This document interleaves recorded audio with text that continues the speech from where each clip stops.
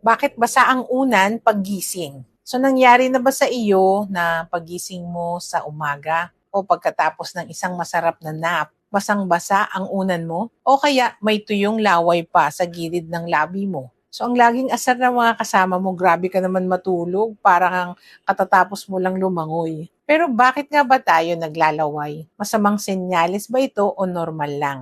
So para maintindihan kung bakit naglalaway, isipin ninyo ang open gate theory. Habang gising tayo, tuloy-tuloy ang paggawa natin ng laway. Pero kusa natin itong nilulunok. Pero kapag mahimbing ang tulog mo, lalo na nasa REM sleep ka na o yung rapid eye movement phase, sobrang relax ang mga muscles sa muka at lalamunan mo. At dahil dyan, pwedeng bumukas ang gate o ang bibig mo at dahil hindi ka gising para lumunok, kusa nang lalabas ang laway dahil sa gravity.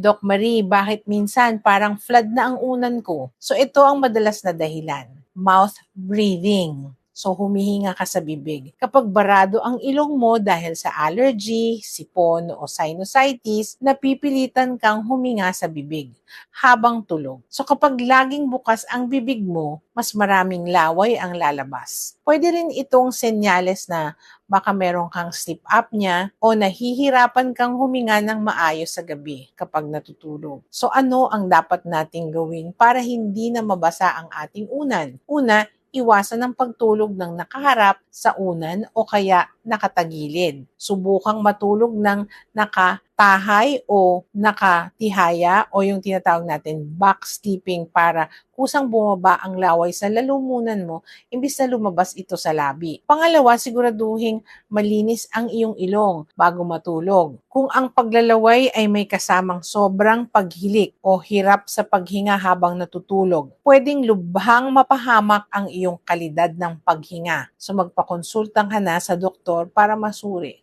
kung may kailangan ayusin sa iyong paghinga. So kaya huwag mahiya sa basang unan. Ibig sabihin lang niyan, mahimbing ang tulog mo. Pero siguraduhin nating healthy ang paghinga.